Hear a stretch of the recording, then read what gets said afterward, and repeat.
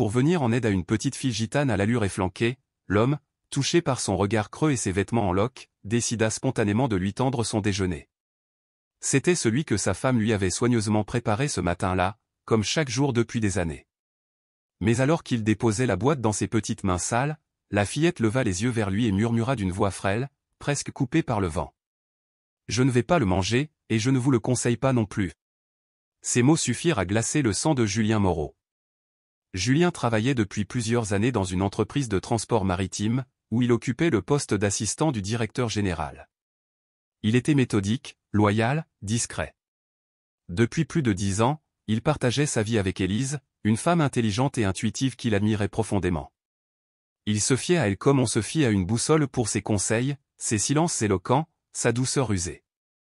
Jamais, au grand jamais, il n'aurait imaginé que la trahison pourrait venir précisément de cette femme. Ce matin-là, Julien sortit précipitamment du centre d'affaires, le cœur battant comme s'il fuyait quelque chose ou quelqu'un. Pourtant, contre sa poitrine, soigneusement rangée dans sa chemise, il tenait le contrat tant attendu, 20 pages serrées de clauses, de chiffres avec des zéros en cascade, un véritable butin de guerre. Il venait tout juste de faire fléchir les fournisseurs de leur concurrent principal et leur avait arraché une ligne maritime stratégique au profit de son entreprise. Un triomphe. En traversant le hall, il croisa son reflet dans l'une des colonnes miroitantes. Ses cheveux châtains, un peu décoiffés. Son costume gris clair froissé. Sa cravate nouée de travers. Je l'arrangerai dans l'ascenseur, pensa-t-il, mais à peine les portes refermées, une sensation étrange l'envahit. La cabine semblait tanguer, comme un navire sur une mer intérieure. Les parois de bronze pulsaient, scintillantes, au rythme désordonné de son cœur. « Arrête de faire le héros », se murmura-t-il à lui-même, une main serrée sur sa poitrine brûlante. Tout avait commencé dans la salle de réunion, au moment précis où Fred, le comptable des scènes, avait signé le dernier paragraphe du contrat.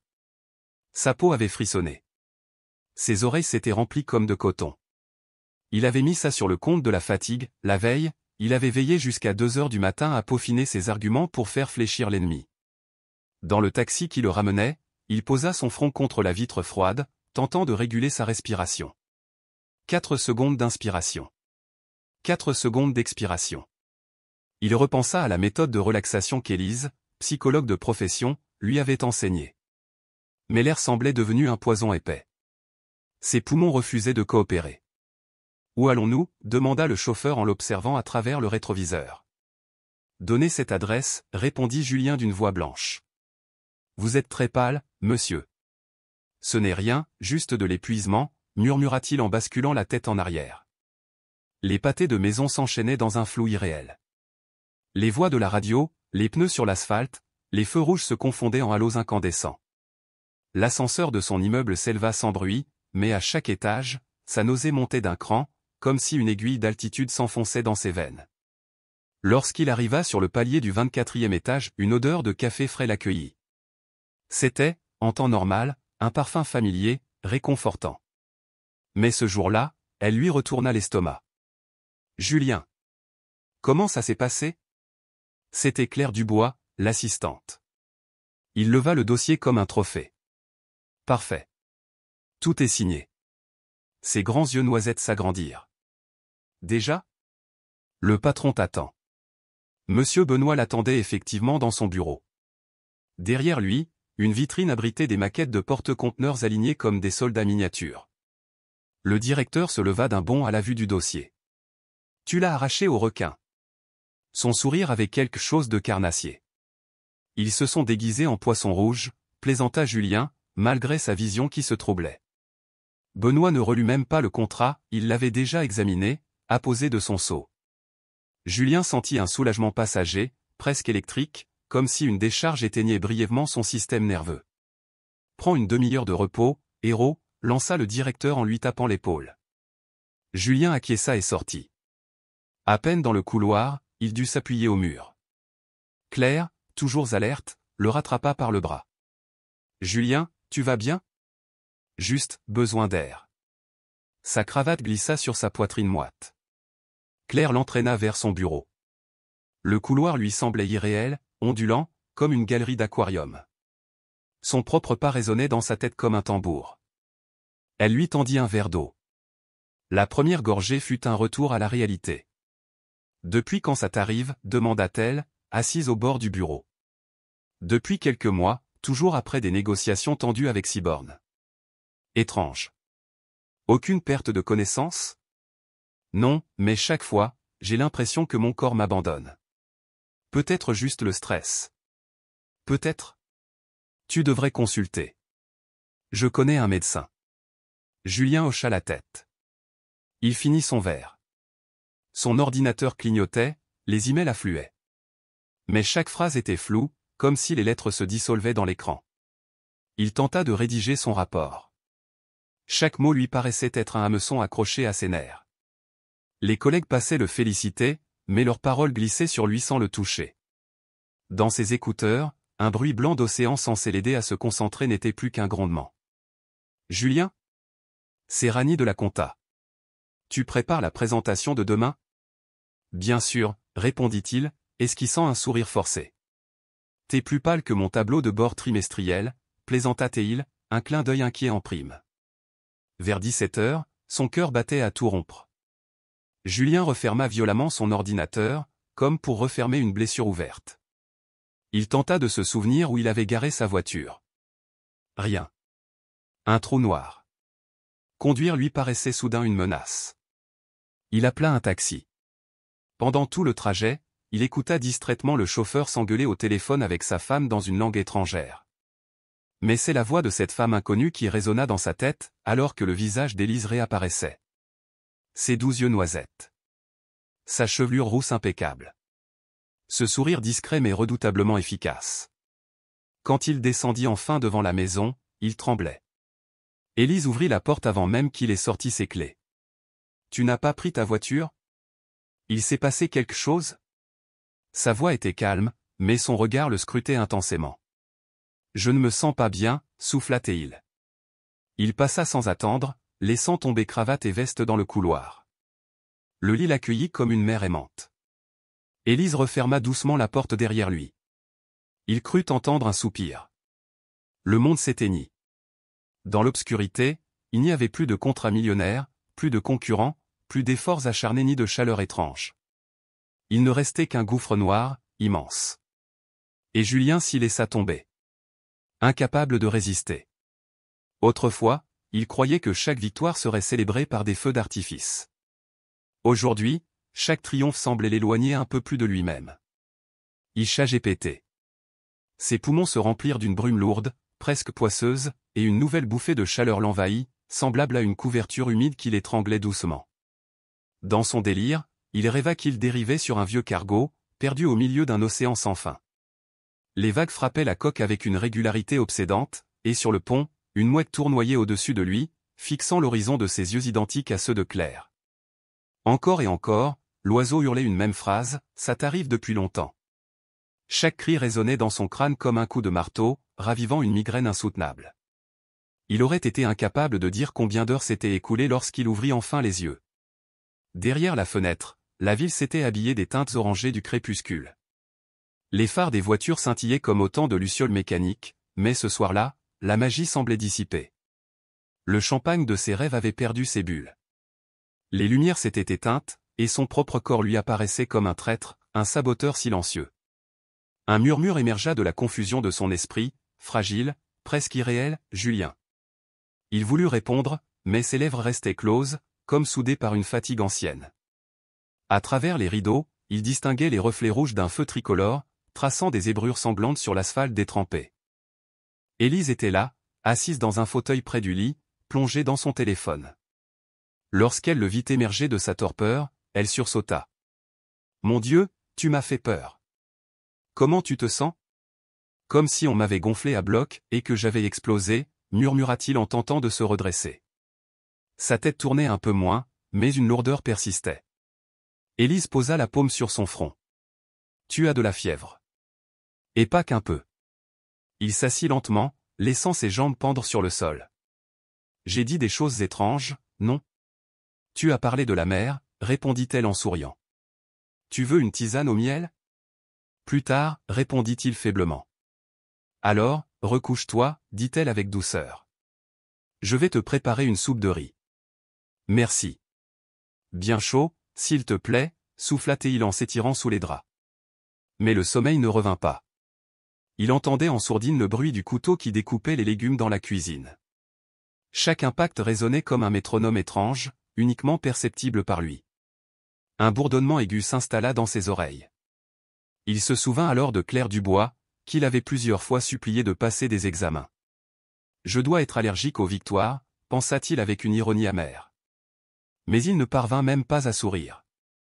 Et soudain, une clarté foudroyante l'envahit, quelque chose n'allait pas. Pourquoi ces malaises survenaient-ils systématiquement lors des négociations? Pourquoi les bouffées de chaleur apparaissaient-elles quand il s'éloignait des documents? Était-ce simplement un effondrement nerveux? Il n'avait aucune réponse. Au loin, un éclair zébra le ciel et le tonnerre roula, profond, sur les façades vitrées de la ville. Julien pensa que cette tempête ressemblait à son chaos intérieur, bourdonnement, éclairs, obscurité. Élise revint, portant un bol fumant. L'odeur de coriandre s'échappait doucement sous le couvercle. Elle s'assit à ses côtés et souffla sur la cuillère comme une mère avant de nourrir son enfant. « Julien, promets-moi que tu penseras bientôt à prendre des vacances. »« Je vais essayer, » répondit-il. « Bien, » dit-elle en lui caressant les cheveux. « Je suis inquiète, tu sais. »« Moi aussi, » avoua-t-il en la regardant dans les yeux. Et là, il se rendit compte qu'il connaissait ses yeux par cœur. Des prunelles profondes, ponctuées de petites taches dorées, comme des soleils miniatures. Il ne remarqua même pas que la soupe était terminée. Élise ramassa les assiettes et l'embrassa doucement sur la tempe. « Demain est un autre jour, » murmura-t-elle. Quand la porte se referma, Julien resta allongé, les yeux tournés vers le plafond. « Un autre jour, oui. Pourvu que mon corps m'écoute cette fois. » Le sommeil revint, lentement. Mais avec lui, un vortex sombre l'engloutit. Des signatures brillantes s'entrelaçaient dans un couloir de lumière verte.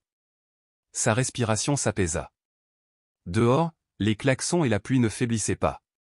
Un feu clignotait encore à l'angle de la rue. Et dans la chambre, le silence s'imposa enfin. Le réveil sonna à 6h15. Mais Julien avait ouvert les yeux une seconde plus tôt, comme si un chronomètre invisible s'était déclenché en lui. Une lumière douce filtrait à travers les rideaux, teignant les murs d'un rose délicat. Elle caressait sa joue comme un pinceau léger. Son esprit était vide. Ni douleur, ni bourdonnement. Juste un espace calme, respirable. Il s'assit sur le bord du lit, tapa doucement son poignet et compta son pouls. 5 battements en 5 secondes. Parfait. Eh bien, sourit-il. Hier, je croyais m'être brisé. Sous la douche, l'eau chaude glissa sur sa nuque, apaisante. Il écouta son corps, plus de chaleur parasite, plus de vertige. Il se permit même de finir par un jet d'eau glacée. Le contraste brutal fit frissonner sa peau, mais balaya les derniers nuages de son esprit. Devant le miroir, il noua soigneusement une cravate bleu acier, choisit une veste claire, plus joyeuse qu'à l'accoutumée. Satisfait, il quitta l'appartement. Dans l'air flottait un parfum de café moulu et de vanille. La cafetière soufflait de la vapeur comme un dragon domestique. « Bonjour, ma chérie », dit Julien en embrassant l'épaule d'Élise.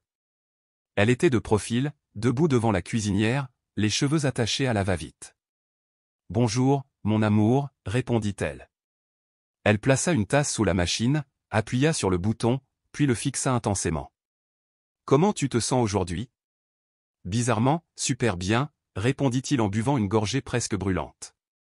Il hocha la tête, satisfait, comme si rien de grave ne s'était produit la veille. Mais Élise fronça les sourcils.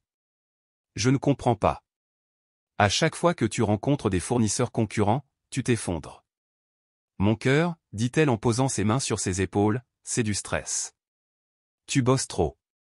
Ton cerveau déborde. Tu veux tout contrôler. Mais tu dois lâcher prise. Le stress, peut-être, admit-il. Mais c'est quand même étrange que ça n'arrive qu'après des rendez-vous avec Siborne. L'esprit est plein de pièges, répondit-elle doucement. Allez, on déjeune, et ce week-end, on file à la mer. L'air marin te fera du bien.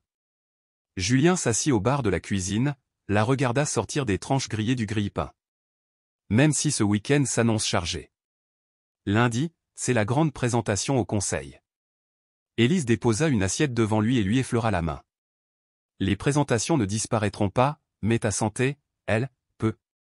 Elle ne termina pas sa phrase. Elle n'en avait pas besoin. Son regard disait tout. D'accord, concéda Julien, comme on signerait une trêve. On verra, pas à pas. Le trajet jusqu'au bureau dura exactement 30 minutes. Il prit son café dans un gobelet en plastique, servi par son barista habituel. Il en but une gorgée et sentit son corps célébrer le retour à la normalité. À la radio, un morceau de jazz épousait le rythme des feux tricolores, comme si la ville lui offrait un clin d'œil complice. À 8 heures pile, il pénétra dans le hall vitré de l'immeuble. Les deux réceptionnistes levèrent la tête en même temps. « Monsieur Moreau, vous rayonnez aujourd'hui » lança Lily en lui tendant une nouvelle carte d'accès. « La matinée le mérite » répondit-il avec un clin d'œil. « Le cappuccino sans sucre vous attend au comptoir. Vous êtes des magiciennes. » Il leur fit un signe, entra dans l'ascenseur, et dans le miroir, croisa son propre regard. Pas une trace de fatigue. Les portes s'ouvrirent. Et la première chose qu'il vit fut Claire, déjà absorbée par une pile de dossiers, un téléphone coincé entre l'épaule et la joue. « Voici notre survivant », lança-t-elle dans l'appareil. « Les gars, Julien est vivant et en pleine forme. Vous pouvez arrêter de vous inquiéter. »« Claire, ça suffit, » rit-il. « Comment s'est passé l'après-midi sans moi ? » ?»« Ennuyeuse. On pariait que tu étais parti fonder un monastère. » Julien éclata de rire. Cette fois, vraiment. Il ChatGPT. « Tu reviendras paralysé » lança-t-elle avec un clin d'œil amusé, avant de changer de ton. Elle baissa la voix, soudain sérieuse. « Comment tu vas ? » « Comme neuf » répondit-il avec un sourire fatigué. « Alors passe par les opérations avant le déjeuner. Monsieur Kahn veut clarifier les clauses de pénalité du contrat. » C'est noté. Le bureau exhalait l'odeur du bois fraîchement ciré. On avait livré la nouvelle maquette pour les présentations la veille. Julien alluma son ordinateur portable, ouvrit sa boîte mail, 29 messages. Le premier venait de Ran. Il y a quelques chiffres qui ne collent pas dans le tableau d'écho. Jette un œil avant 11 heures. Il ouvrit le fichier Excel, vérifia. Calcul rapide. Tout concordait. Une vague de calme triomphant l'envahit, semblable à celle qu'éprouve un alpiniste en foulant le sommet tant convoité. Puis une notification, un message de Monsieur Chassant. Moreau, à 9h30 vous présentez brièvement le contrat au conseil. 5 minutes, pas plus.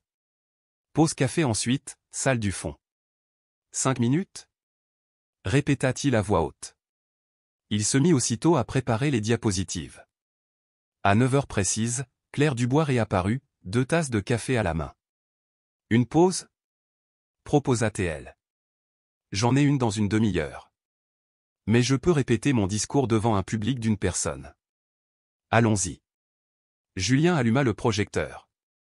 Une carte maritime s'afficha sur le mur blanc, marquée d'une trajectoire en pointillé, celle du nouveau canal de transport. Messieurs du Conseil, commença-t-il avec un ton formel. Grâce au nouvel accord, nous économisons 20% sur les coûts de stockage et obtenons un accès direct aux entrepôts Rendobus. Claire acquiesça d'un hochement de tête, sirotant son café d'un trait. Et si les prix du carburant augmentent ? Une clause de protection est prévue. Toute variation supérieure à 5% est compensée par une remise fixe. Parfait, dit-elle. Puis, plissant les yeux, explique-moi pourquoi tu t'es évanoui juste après avoir conclu cet accord. Tu sais que ça nuit à ta réputation. Julien soupira. Ce matin, je me sens comme un super-héros. J'ai peut-être juste surchauffé, hier. Bon, la docteure Claire Dubois dépose les armes, plaisanta-t-elle avec un sourire. Allez, je t'accompagne devant le conseil. Dans la salle de conférence, flottaient des parfums luxueux et l'odeur familière du bois ciré. Les murs étaient tapissés de photos de conteneurs Benoît Lefebvre, amarrés dans les plus grands ports du monde. Julien fit sa présentation presque en pilote automatique, mais reçut un hochement de tête approbateur de M. Bellamy, suivi d'applaudissements discrets de 2 investisseurs. Parfaitement clair, déclara un membre grisonnant du conseil en ajustant ses lunettes. Moreau semble savoir ce qu'il fait. Dans le couloir, Claire lui glissa un petit sac en papier dans la main. Petit déjeuner numéro 2, annonça-t-elle. Tu veux me faire grossir ? Plaisanta-t-il. Mais il le mangea sans même en sentir le goût. Son corps réclamait de l'énergie. À midi, Damien Marchand, du service des opérations, l'interpella d'un ton sec. Si les livraisons ont 48 heures de retard, c'est nous eux qui payons. Julien tapota du doigt le contrat. Clause 3.4, page 7. Bien. Et le coefficient de variation saisonnière des tarifs? Il est bien calculé dans l'annexe B? Oui. Dans ce cas, je signe, dit Damien, enfin soulagé. Hier, tu n'étais pas en état de répondre à quoi que ce soit. J'espère que ce sera différent aujourd'hui. Julien lui offrit un sourire sans conviction. À l'heure du déjeuner, il réalisa avec surprise qu'il n'avait aucune envie d'aller à la cantine. Une méfiance étrange envers la nourriture s'imposait à lui. L'image d'Élise lui tendant avec tendresse un bol de soupe refit surface. Ça suffit, se réprimanda-t-il. La paranoïa ne soigne pas le stress. Dans l'ascenseur, il croisa Ron Moreau, le comptable. Tout va bien, demanda Ron avec un grand sourire. Parfaitement, acquiesça Julien. Tiens, dit Ron en lui tendant une clé USB. Les dernières données sur les tarifs de fret. Tu peux les utiliser pour la présentation de lundi. Merci, je le ferai. Et si tu redeviens tout vert, je t'envoie direct à l'infirmerie. Là-bas, c'est bien frais, plaisanta-t-il. Julien entra dans son bureau plus tôt que d'habitude. L'horloge affichait 7h37. Pourtant, les couloirs bourdonnaient déjà d'activité, comme une ruche en éveil. À peine avait-il posé sa mallette et allumé son écran qu'on frappa vivement à la porte. « Entrez », répondit-il sans même ôter son manteau. La porte s'ouvrit brusquement. Jazeka, la secrétaire de M. Benoît, apparut sur le seuil, une chemise à la main, le visage inquiet. « Julien, M. Benoît veut te voir immédiatement, dit-elle, un ton plus rapide que d'ordinaire. »« Il y a un problème ?» demanda-t-il, les sourcils froncés. « Oui, avec des documents » répondit-elle à voix basse, comme si les murs pouvaient entendre. « Dépêche-toi, je t'en prie. » Une sueur froide lui coula le long de la colonne vertébrale. Il n'est même pas 8 heures, et déjà des problèmes? Il sortit les calculs de son tiroir, vérifia le nom du dossier, contrat L27. Tout semblait en ordre. Qu'est-ce qu'ils ont bien pu trouver? Le couloir menant au bureau du directeur lui parut interminable. Chaque lampe brillait comme dans une salle d'interrogatoire. Son reflet dans la vitre trahissait un visage pâle, non pas malade, mais profondément déconcerté. La porte du bureau de M. Sheller était entr'ouverte. « Moreau, entre », gronda la voix grave du patron. Julien obéit, referma doucement la porte et s'immobilisa devant le large bureau en chêne, comme un élève convoqué pour une sanction. « Vous m'avez appelé. »« Assieds-toi », ordonna Benoît, tout en restant debout, les mains croisées dans le dos. Quelques secondes de silence pesant. Puis, d'un geste sec, le directeur jeta une chemise rouge sur le bureau. « Le contrat que tu as apporté l'autre jour. Regarde bien. » Julien ouvrit la couverture, parcourut la première page, le cachet de Sporonfred était bien là. Tout semblait correct. Puis, en tournant la page, il se figea. Dans la colonne des tarifs de stockage, 270 conteneurs. Or, il avait négocié en livres sterling, pas en unités. « Qu'est-ce que » murmura-t-il sans le vouloir. « C'est aussi ce que je me demande, » rétorqua Benoît, la voix s'élevant d'un ton. « Tu m'as montré d'autres chiffres. Bien plus favorables. Attendez une minute. » Julien feuilleta la section des pénalités. Un taux variable au lieu d'une indemnité fixe. La remise sur volume avait disparu. Incompréhensible. Je ne comprends pas. Sur mon portable, les documents contiennent les bons chiffres. Là-bas, tout est en ordre. Mais l'exemplaire signé que j'ai ici, c'est celui-ci. Siffla Benoît, pointant la feuille du doigt. Explique-moi. Julien sentit son cœur tambouriner à ses tempes. Peut-être qu'à l'impression, non, ça n'a aucun sens. Je vais essayer de régler ça. Non. On ne règle pas ça comme on efface un brouillon, trancha Benoît. Et tu comptes dire quoi aux gens de corps? Que ton ordinateur fait ce qu'il veut ou qu'on a embauché un incompétent.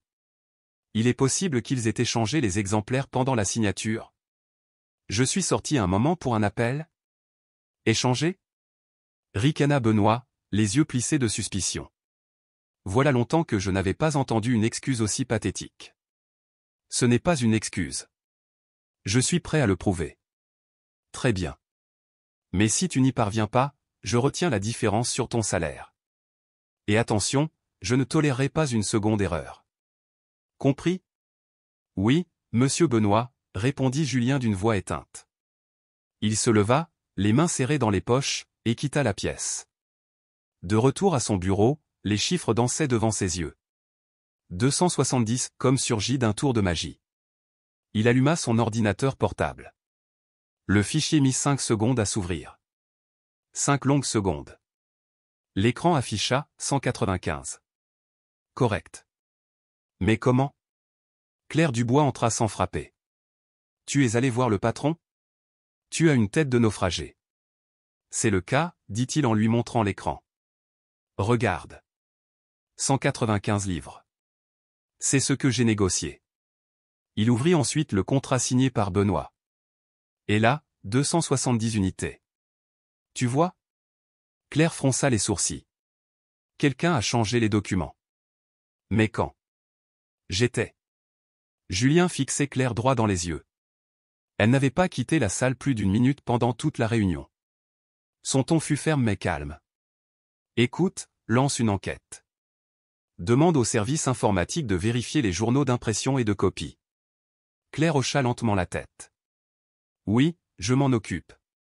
Et merci, Julien. Il décrocha aussitôt son téléphone. Mac? C'est Moreau. J'ai besoin de savoir qui a imprimé le contrat L27 avant-hier entre 14h et 16h. Donne-moi une seconde, je consulte les enregistrements. Le silence qui suivit lui sembla interminable. Les secondes tombaient comme des gouttes dans une salle d'attente vide. Enfin, la voix de Mac revint. 5 impressions. Une avec ton compte. Les 4 autres, anonymes. Merci. Tu me sauves la mise. L'après-midi s'alourdissait comme un ciel orageux. Le téléphone sonna de nouveau. C'était Ron, de la compta. Julien, j'ai comparé les chiffres du contrat avec notre budget. Il nous manque 800 000 livres. Je sais, répondit-il à voix basse. Je mène l'enquête. Si je n'ai pas d'explication d'ici ce soir, je vais en prendre plein la figure. Vers 16h, sa tête bourdonnait. Il regroupa les 2 versions du contrat, les glissa dans une pochette plastique et grimpa jusqu'au bureau de Claire. Tu as 5 minutes? 5, fit-elle en lui désignant une chaise. Voici le brouillon avec mes chiffres. Et là, la version finale signée par Benoît. Regarde les différences. Il sortit les documents. Claire plissa les yeux, analysa. Les journaux d'impression confirment 4 copies sans mon nom. Quelqu'un a modifié le contrat, mais pourquoi? Tarif plus élevé. Clause flottante. Si Benoît gagne, nous, on perd.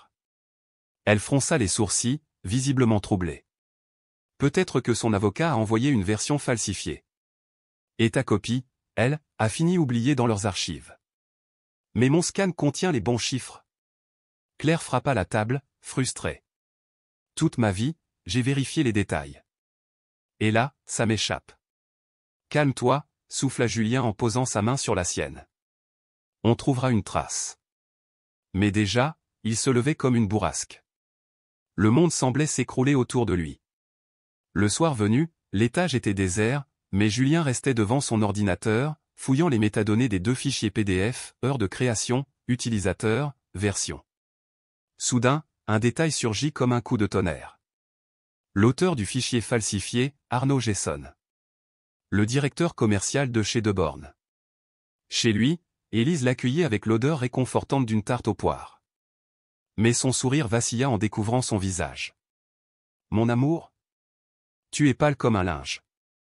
Qu'est-ce qui ne va pas? Un problème avec le contrat, dit-il en posant sa mallette, défaisant sa cravate. Ils ont changé les chiffres. Et tant que je ne le prouve pas, c'est moi le fautif. Tu es ailleurs depuis quelques jours, murmura-t-elle en lui servant du thé.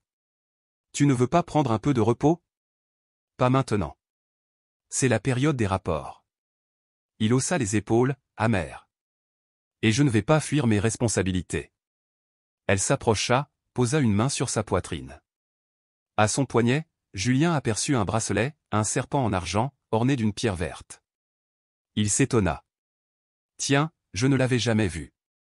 Il est nouveau. Un bijou fantaisie bon marché, répondit-elle en retirant sa main, presque brusquement. Je l'ai trouvé dans une petite boutique sur le chemin du retour. Il m'a plu. Elle planta ses yeux dans les siens, comme pour lire en lui. Tu sembles vidé. Assieds-toi, je te sers une part de tarte. Il obéit, mais l'odeur sucrée ne faisait qu'aggraver sa nausée. L'anxiété le rongeait. Élise. Tu disais que l'esprit peut nous jouer des tours. Mais, et si ce n'était pas l'esprit? Et si quelqu'un faisait tout cela exprès? Tu penses à un sabotage? Il hocha la tête, les traits tendus. Quelqu'un manipule les documents derrière mon dos. Concentre-toi sur les faits, lui dit-elle doucement. Parle à ton chef. Vois les enregistrements. Et après, peut-être, on pourra enfin prendre quelques jours. Elle lui tendit une part de tarte. Il refusa. Non merci. J'ai l'esprit embrouillé. Élise s'assit face à lui, croisa les doigts. Julien, tu as le droit à l'erreur. Tu n'es pas une machine. Il répliqua aussitôt, sur la défensive. Je n'ai pas le droit de décevoir Benoît. Puis, plus calme. Pardon? Journée difficile. Elle esquissa un sourire crispé. Je comprends. Viens au salon, je vais mettre un peu de musique douce. J'ai besoin de revoir ce contrat. Encore une fois. Ça me soulagera. Il partit vers son bureau. Élise resta dans la cuisine. Elle pensait qu'il ne l'entendait pas, mais il entendit. Un juron, lancé à voix basse. Il frissonna. La voix d'ordinaire douce s'était transformée en une lame de colère. Quand il revint, elle faisait déjà bouillir de l'eau, le visage impassible. « Tout va bien ?» demanda-t-il. « Oui. Je me suis juste coupé avec une feuille de papier, dit-elle en montrant un doigt. Mais aucune trace n'était visible. » Il regarda de nouveau le bracelet. La pierre verte captait la lumière et brillait comme un avertissement. Un signal sur une route qu'il n'aurait jamais dû emprunter. Plus tard, dans le lit, Élise l'enlaça avec tendresse. « Ne porte pas ce fardeau seul, murmura-t-elle. Damien sera là demain, repose-toi. » Mais Julien ne l'écoutait plus vraiment. Dans sa tête, les images défilaient, les impressions, les métadonnées, les regards. Et soudain, un souvenir éclata.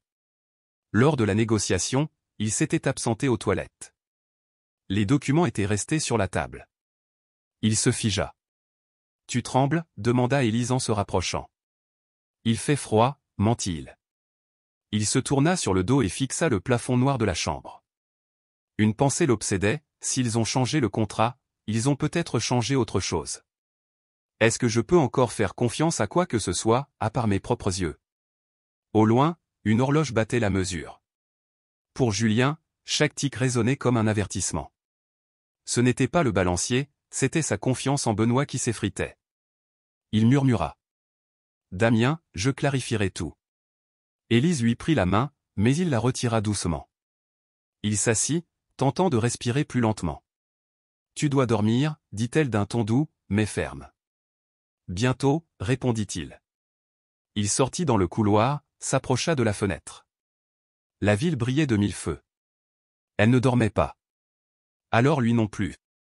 6 mois avaient passé depuis l'erreur du contrat. Chaque matin, le même souvenir revenait, la voix glaciale de Monsieur Chassagne.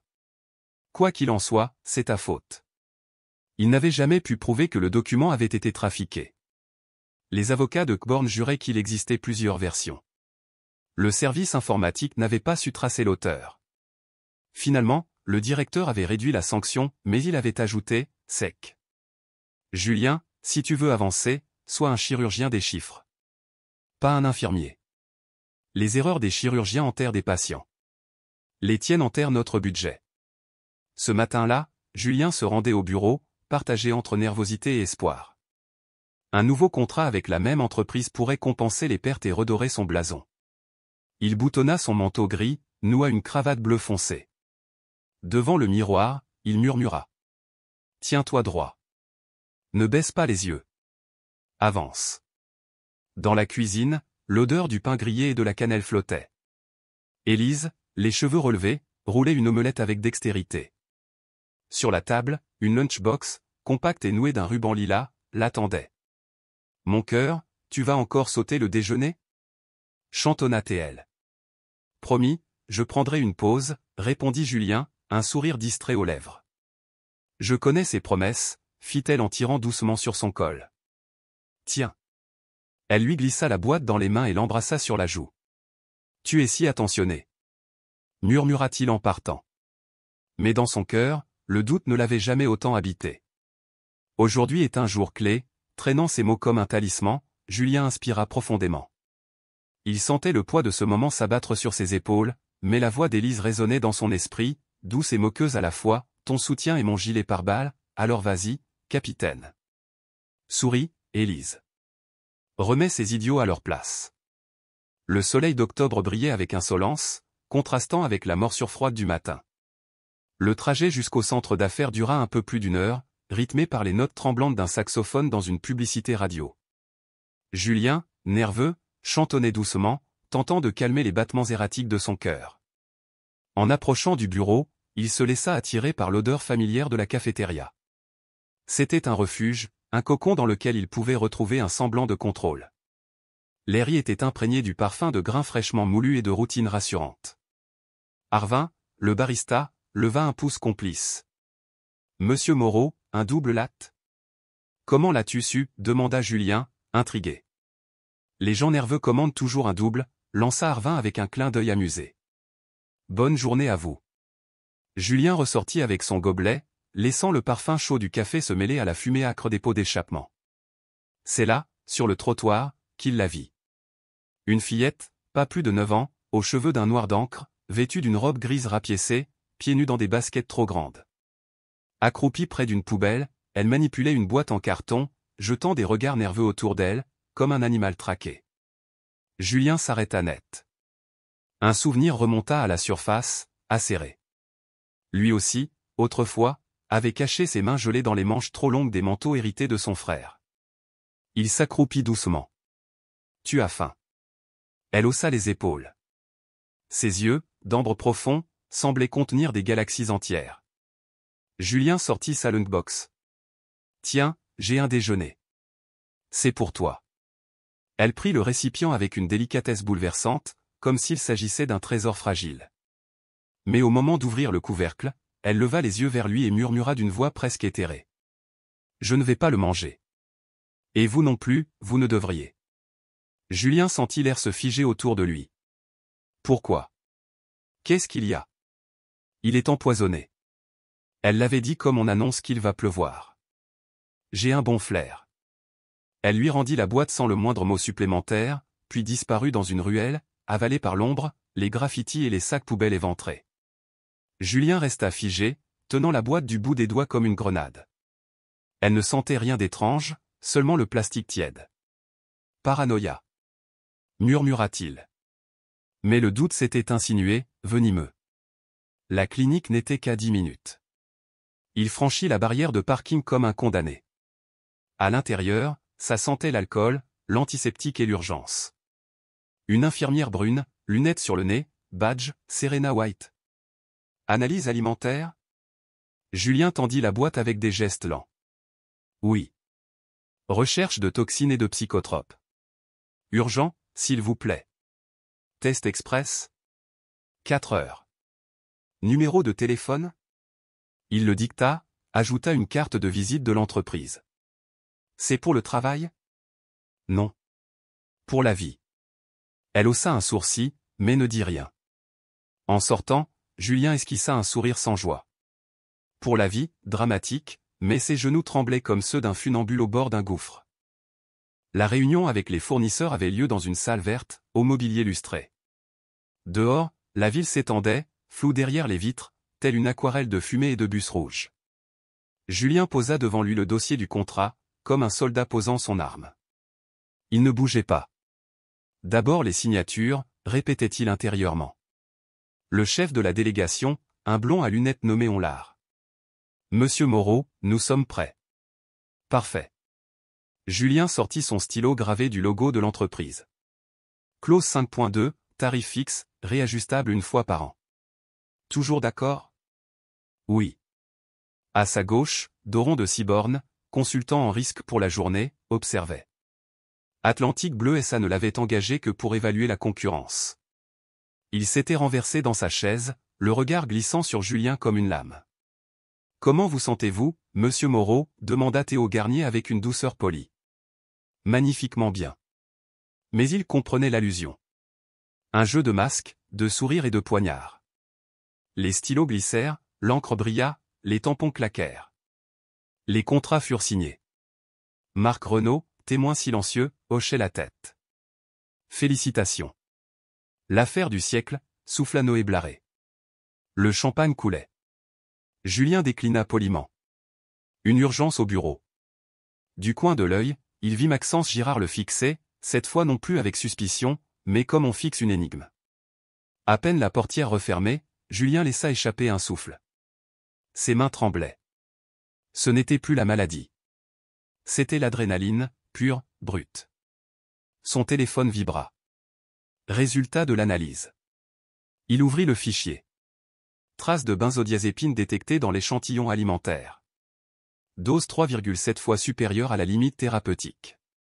Julien sentit son cœur s'effondrer. Il serra le volant jusqu'à en faire craquer le plastique. La petite gitane n'avait pas menti. Au bureau, Claire Dubois était plongée dans des graphiques. Elle leva la tête quand il entra en trombe. « Alors ? Ils ont signé ? » Tout s'est parfaitement déroulé. Moreau est de retour en jeu, sourit-elle. Incroyable. Il lui tendit son téléphone. Claire lut, fronça les sourcils, se leva brusquement. Tu plaisantes ? Si seulement. Qui aurait pu ? C'est Élise qui m'a donné ce déjeuner. En main propre. Il s'assit, le visage entre les mains. Et le pire ? C'est que j'ai toujours mangé ses repas. Claire ferma les yeux. Ce n'est pas encore une preuve, mais ce n'est plus une coïncidence. Attends. Je veux vérifier quelque chose. Il sortit des dossiers. 3 années de contrat. Les étala comme des cartes sacrées. Cherchons les contrats où Cyborn apparaît comme concurrent, et comparons-les à mes versions numériques. Ça fait des centaines de pages. La nuit sera longue. Les premières anomalies tombèrent, 4% de différence. Pas énorme, dit Claire. Sur 1000 conteneurs, c'est des milliers de livres. Et ça augmente. À 23 heures, les chiffres affichaient déjà des montants à 6 chiffres. Julien s'effondra sur la moquette. Merde. Ce n'est pas possible. Claire s'assit près de lui. C'est un système. Quelqu'un siphonne l'argent. Petit à petit. Si on ne prouve pas le sabotage, ils vont me faire porter le chapeau. On est plus proche de la vérité que jamais. On va voir Benoît, avec les graphiques et le rapport chimique. Tu crois qu'il nous croira? Oui. On aura des preuves papier. Et du poison, Claire. Du poison. Il se leva. Les feuilles jonchaient le sol comme après un bombardement. Je rentre? Je vais parler à Élise. Sois prudent.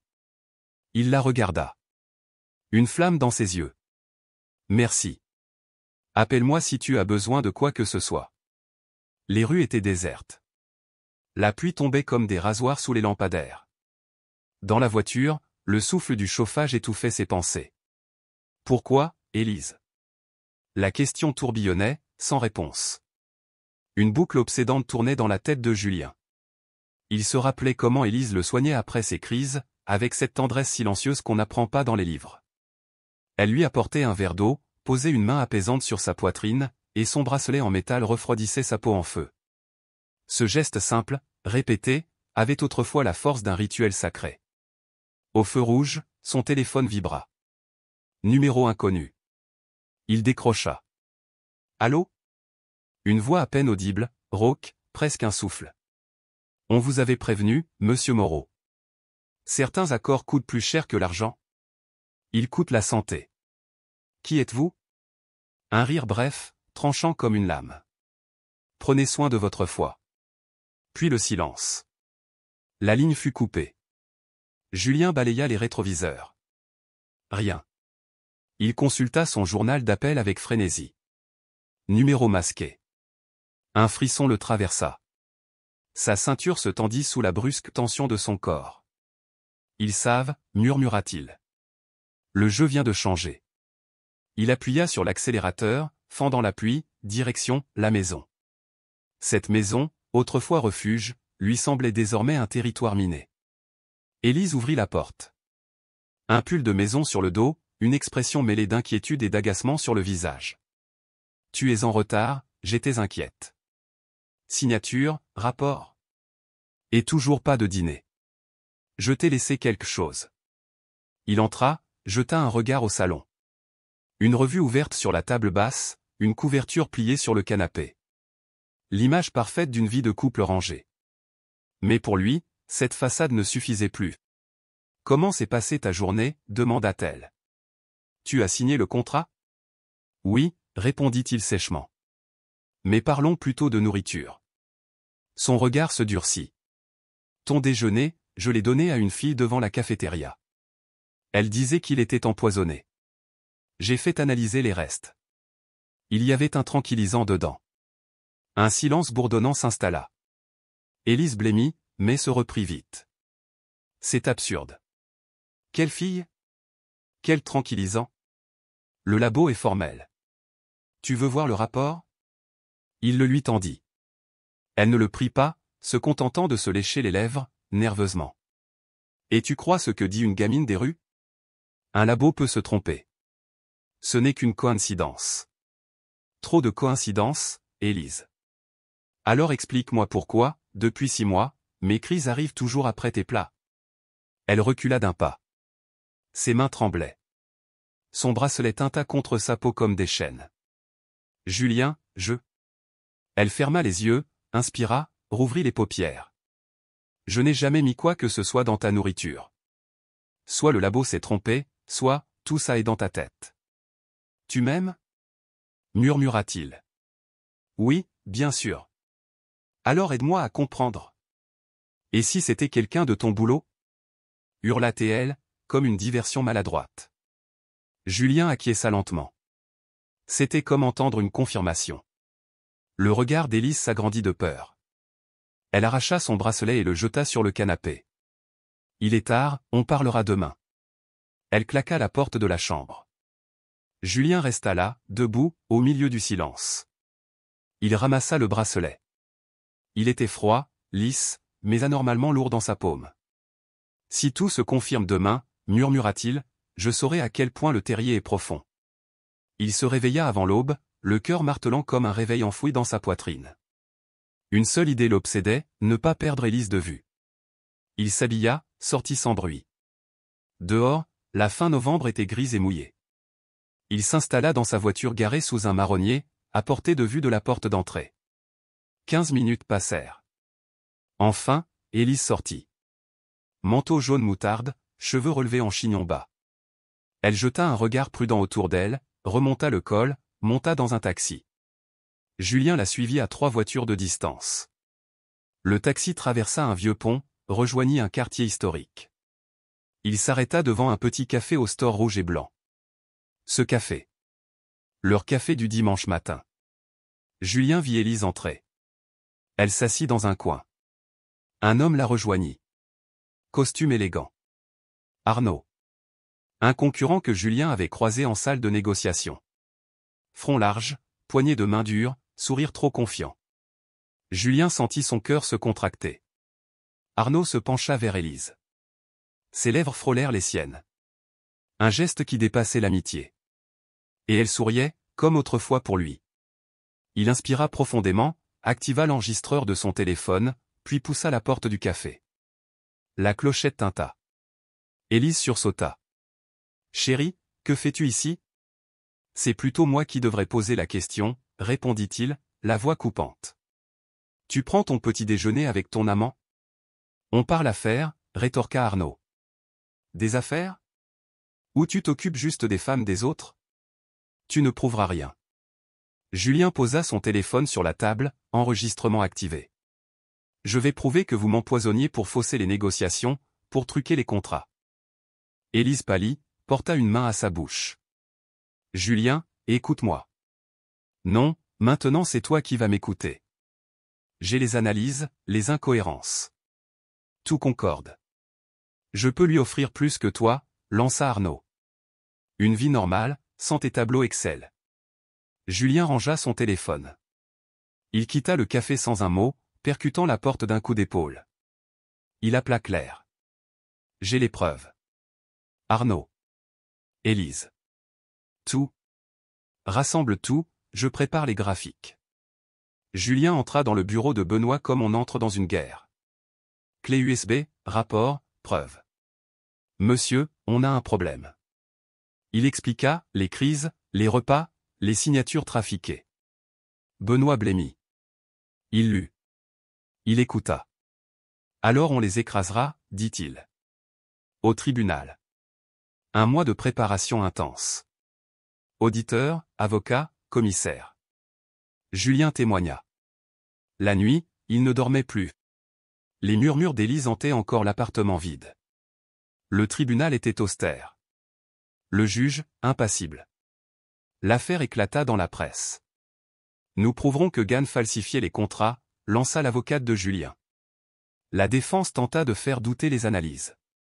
Arnaud souriait, confiant. Le lendemain, Élise comparaissait.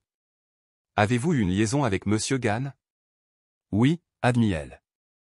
Mais, j'ai agi sous pression. Il m'a dit que Julien ne souffrirait pas. Julien serra les poings. Il ne pleura pas. Il ne broncha pas. Le verdict tomba, Arnaud condamné à 4 ans de prison et 2 millions d'amende. Élise, complice, condamnée à 2 ans avec sursis et travaux d'intérêt général. Benoît serra la main de Julien. On a gagné. Dehors, Élise l'attendait, les yeux rouges, le visage ravagé. Julien, pardonne-moi. J'ai demandé le divorce. Il tourna les talons. Le divorce fut rapide. Sans partage. Sans cris. Sans fleurs. Ce jour-là, Julien fit tourner une vieille photo entre ses doigts. Il riait. Autrefois. Comment vas-tu? Demanda Monsieur Chassa. Aujourd'hui, je suis libre. On fête ça? Je ne vais pas dire non. Au bar, ils trinquèrent à la vérité. Mais Julien n'écoutait que le vide.